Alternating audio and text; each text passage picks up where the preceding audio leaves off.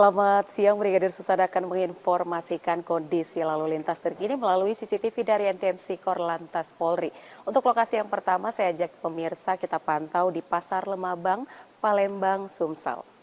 Pemirsa, lalu lintas pada siang hari ini terpantau dari arah Jalan Marta Dinata yang akan menuju ke arah Pasar Kuto maupun Pelabuhan Bom Baru terpantau cukup mengalami peningkatan volume kendaraan, namun kendaraan-kendaraan yang melintas di kawasan ini masih terpantau cukup normal dan didominasi oleh kendaraan-kendaraan pribadi yang melintas dan juga sesekali memang kawasan ini dilintasi oleh kendaraan-kendaraan besar. Untuk itu kami menghimbau bagi Anda yang akan melintas kawasan ini untuk berhati-hati, berkonsentrasi dan kurangi laju kecepatan kendaraan Anda mengingat di kawasan ini cukup ramai dengan aktivitas masyarakat.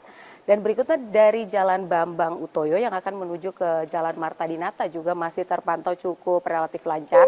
Kami himbau bagi Anda yang akan melintas kawasan ini untuk berhati-hati, antisipasi banyaknya angkutan umum yang menaik turunkan penumpang yang menjadi salah satu faktor terjadinya perlambatan kecepatan kendaraan di kawasan ini. Dan di lokasi yang kedua, saya ajak kita pantau di Jembatan Layang Mampang, Jakarta Selatan. Pemirsa, lalu lintas di kawasan ini terpantau masih ramai dan lancar.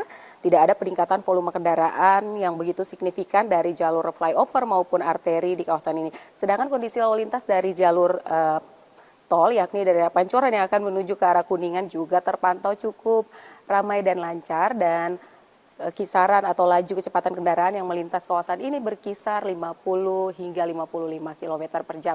Perlu ada antisipasi ketika Anda akan melintas kawasan ini dikarenakan kawasan ini cukup ramai via arteri dengan pusat perkantoran yang menjadi salah satu faktor terjadinya perlambatan kecepatan kendaraan yang perlu Anda antisipasi. Dan kita bergeser ke lokasi yang ketiga pemirsa, tepatnya di Slipi Palmera, Jakarta Barat.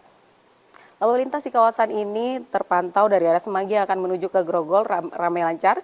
Semanggi yang akan menuju ke arah Petamburan juga masih relatif lancar. Nah, bagi Anda yang akan melintas kawasan ini berhati-hati, memang peningkatan volume kendaraan ini terjadi menjelang traffic light. Namun selepas dari traffic light, kendaraan masih dapat melaju dengan kecepatan yang normal. Dan di lokasi yang terakhir, saya ajak kita pantau di Terminal Tirtona di Solo. Pemirsa, lalu lintas di kawasan ini terlihat di layar kaca kami. Dari arah Kertosuro maupun Klaten yang akan menuju ke alternatif Purwodadi terpantau cukup ramai dan lancar.